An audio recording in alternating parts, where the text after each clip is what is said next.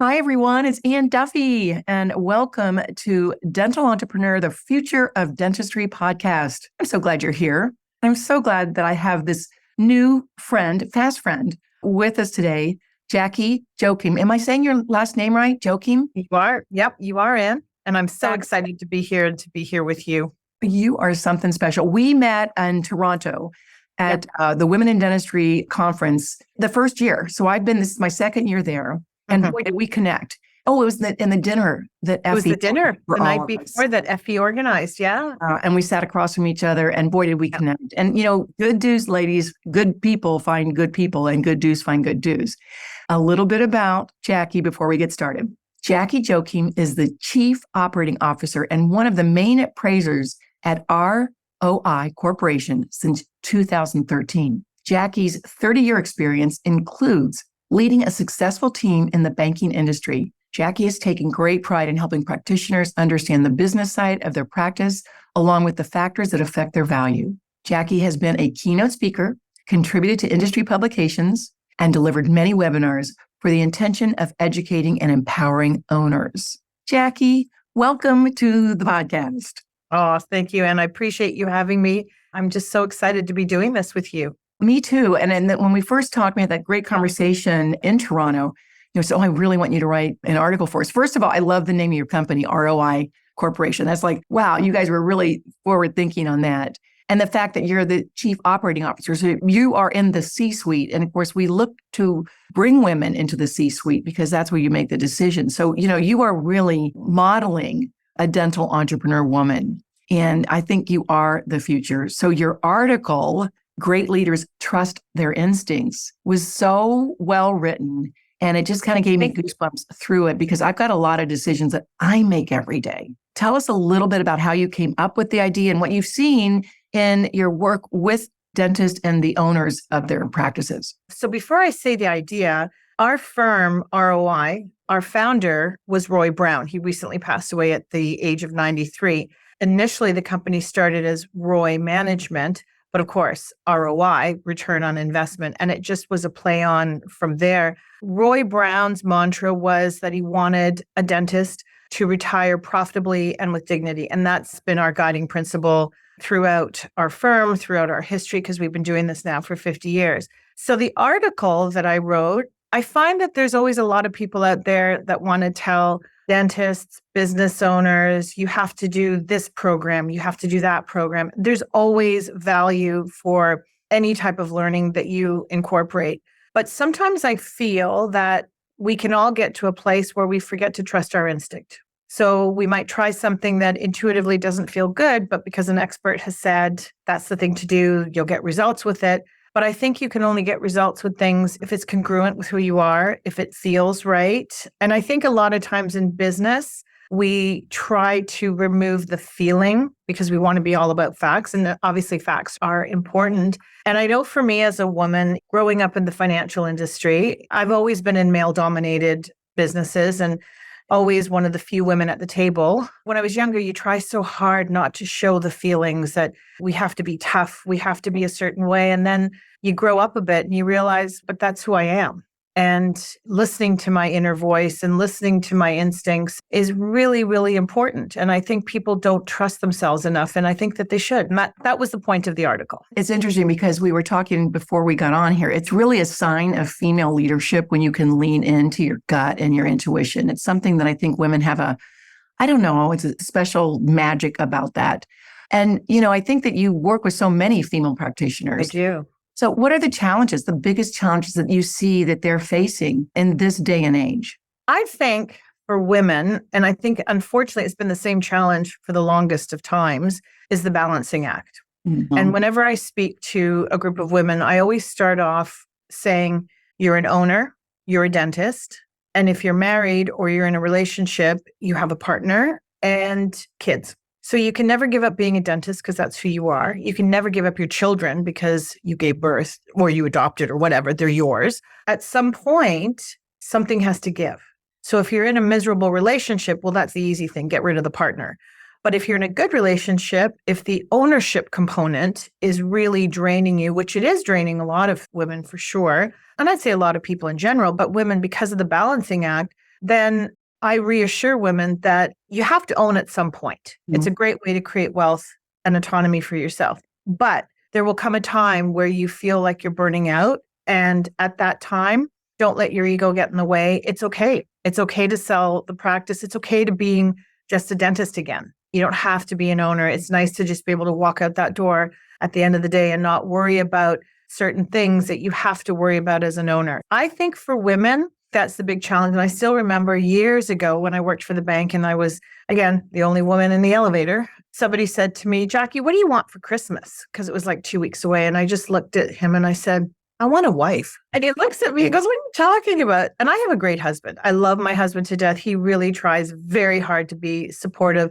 I said, think about it. Who's buying the presents? Who's decorating the house? Who's organizing the dinner? And all these things. And I went, your wife, right? Now do you see why I want one of those? We try to do so much for so many people. And I think we sometimes forget to take care of ourselves. That, to me, in my opinion, is one of the biggest challenges. Oh, I see that so often, especially even in the Do community, because they're running businesses, not necessarily a dental office, but there's so many things that fall on women's shoulders and we take them and we do them and we spin those plates. And that's what I say that, dental entrepreneur is every woman, because we're all entrepreneurial in how we run a home. And I think even if you have a man, I have a lot of friends that have men that are like, you would say, stay-at-home dad or helping. There's still something there that we take on way more of the family load, if you will, put your business on top of it. I love that. And just as an aside, I love the fact that you just had a retreat recently yourself, explaining some of these things. We all need help. The intuition is in your gut. This is not easy for me. What can I unload? What is it that I need help with? And then to have the vulnerability to ask for help. We're mighty. We can take on a lot. We're fierce, that's for sure. But at some time, it'll take us down. Well, and we know female graduating dentists are on the rise. I've heard 56%. I've heard 61%. The market has changed for female owners. And tell me what you're seeing. How have you seen it change? 100% it's changed. Back in the day, our business was typically a white-haired gentleman, 65 plus, who had reached the end of his career and was looking to sell for retirement. Fast forward to about the last, I'd say 4 or 5 years. So I wear 2 hats. I have my chief operating officer hat, which is the business side of ROI Corporation. But then I also have a sales hat where I do represent vendors in the sale of their offices. And I would say in the last probably 4 years, 80% of my sales have been female owners. And they're women that are not 65 waiting to retire, ready to retire. I mean, there are a couple, but I would say the average age of a female vendor is probably late 40s, maybe even 50, because she's just tired. She's tired of that juggling act, trying to be everything to everybody and not really taking any time for herself. So that's where I see that the market has changed. I also see a lot more females purchasing, which is fantastic.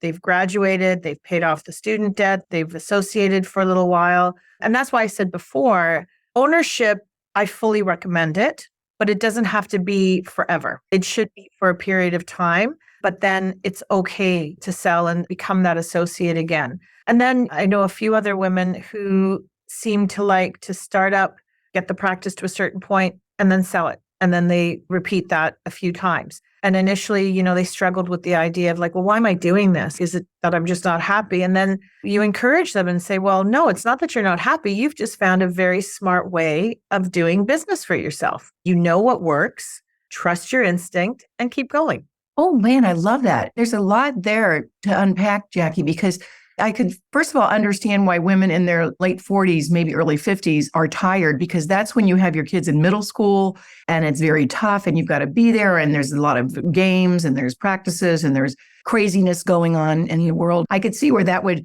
lend itself to a little bit of burnout. That's cool because you actually have built something. It's really nice to have built something that's yours, that you can make decisions. As myself being an owner of a business, I enjoy that. I like the freedom it gives me because I can do whatever I want, just the legacy that I feel like I'm building and maybe leaving behind, which I love. The other thing that you said, what you stand for in your firm is to make sure that you're leaving the owner doc with a lifetime of building a practice with a great legacy and looking back and saying, wow, that was great.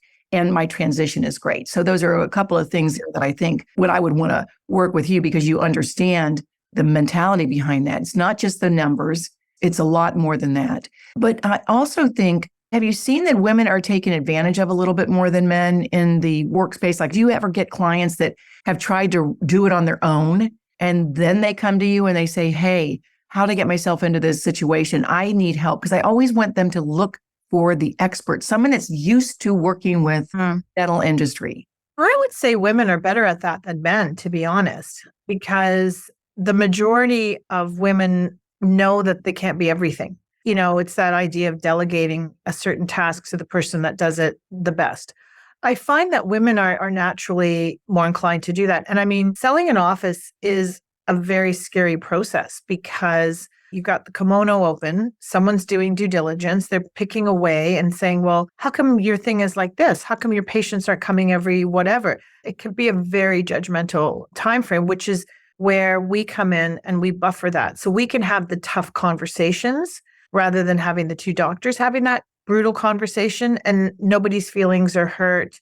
In terms of women being taken, I'm fortunate that I've only had to really step in on one or two cases where I did feel the purchaser was male. My client was obviously female, and they were trying to negotiate in bad faith. The first thing that I always tell my client is, we don't have to put up with this. Let's just politely decline and walk away, because nothing is worth selling your soul and your feelings. And this is a baby, right? This is another baby for people. Your business is a baby. You've watched it grow. It's now either a teenager or a young adult, and you have a lot of attachment to it. And there will be people that try to take advantage, and it's okay to walk away from that. Yeah, I love that too. And also, it's, to be fair to men, it can go either way. I mean, you could have some 100%. female owner doing the same thing. It's just, that's all ethics.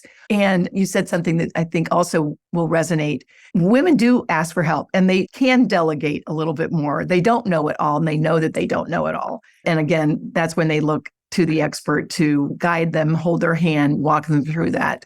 And how fun would it be? And also some gals and some men, we see this across the board, they like the startup. They like the startup, then they hand it off. They do another startup, they hand it off. It's almost like, I mean, I hate to say it, it's kind of like house flipping if you enjoy that. And that's to make it exquisite and beautiful for someone else and take care of it, right? Because they don't, you certainly wouldn't do that if you didn't want the person that's buying it to take care of your baby, if you will, going further down the road. But do you see or think that women run their practices a little bit differently than men counterparts? Oh, 100%. I mean, women, I think by default, and I'm glad you made that point earlier about it's not just men that take advantage, for sure. And I was glad you made that because I didn't want it to come out sounding that way. But I think women are more relationship focused.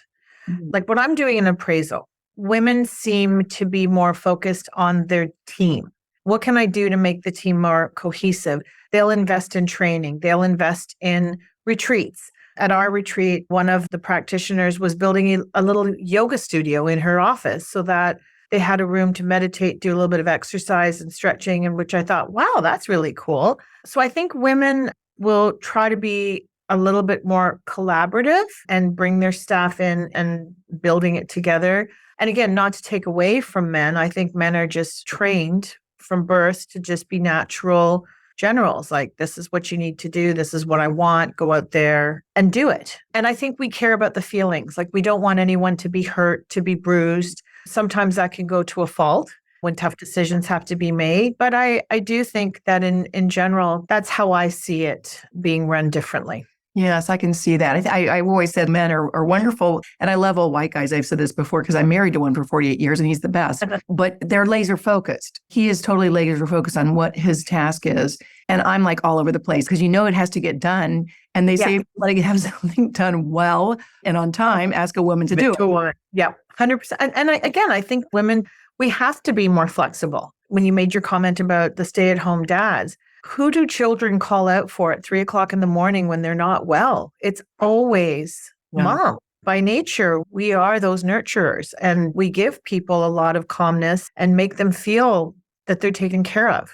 Yes. And I love that we're all both involved in organizations of women in dentistry because, we love the relationships. We love the community. Yeah. We love knowing that we're not alone. The other thing that just struck me funny was they call out mom, but actually they may have called out dad, but dad doesn't hear because dad is sound asleep and mom has that hearing. It is so funny. You just reminded me so my daughter's 22, but she must have been, I don't know, 6 or 8 weeks old. And she went through one of those crying spells that literally lasted for 2 hours. And finally, out of exasperation, I yelled out to my husband, "Can you please help me?" And he's like, "Oh, yeah, for sure. How long has she been crying? 10 minutes?" I'm like, seriously, you did not hear this howling for the last 2 hours? It's like they lived in a mansion. So Oh my God. God bless them. God bless them for being able to sleep standing up. We got to keep them because we love them. And Absolutely. we talked about our husbands at that dinner the night we were together. So lucky us, lucky them. And lucky that the practitioners in dentistry have someone like you that has their back, the intuition that they may not carry, knows how to ask the questions, how to get the deals done so that both parties feel really good about it. That's the key of a great transition. That's what we try to do for sure. Jackie, how do we get in touch with you? We're a Canadian company. We have friends in the US. If you were to call, I'm very happy to refer you to some friends in the US. Technically, we could do an appraisal anywhere. Timothy Brown, my boss, he's actually going to Grand Cayman, I think next week to do an appraisal because that's the easy part. We can do an appraisal anywhere. But when it comes to the selling component, sometimes territories get tricky with that. But we're definitely well connected. And if people want to get a hold of me, I'm hoping, so I've got a challenge going with our team here because we've got so many younger members that are not on Instagram. They're on it for personal, but not for business. And I love Instagram. So if people would be willing to follow me, because I have to win. I have to win the challenge this year. So I'm on Instagram, Jackie Joachim. You'll find me there. And I'm always happy to give my cell number out because I think that's such an easy way to communicate with people. And I'm always happy to answer questions. People don't need to feel obligated that I'm going to be chasing after them for business. If I can be a resource, I'm happy to be one. That's wonderful. And we'll have all that in the show notes that people can follow. And just a delight to know you. I can't wait to continue our relationship. And same for me, Anne. And I love that you have partners in the US because it goes right back to the beginning of good people find good people. Oh my gosh, the teamwork. This is on my desk. This is on my desk. I love it. And I love the gorgeous woman that's on the cover. Oh, you are so sweet. Let me just say this one that, I need to get off my little video here.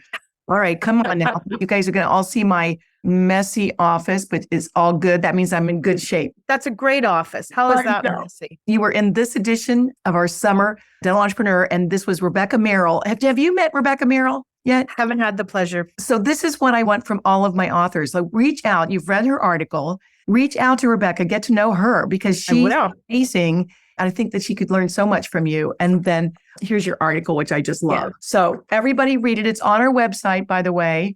And again, the article is called Great Leaders Trust Their Instincts. So go to dentalentrepreneur.com and you will find it in the summer edition. So Jackie, Joachim, thank you so much. Have a great day. Thank you, Anne. You as well. And again, a pleasure to be here. And I'm so grateful that I met you last year and our friendship continues to blossom. Thank you. Oh, you're welcome. Thank you. All right, everybody. Thanks for joining us today. And remember, most importantly, keep doing you.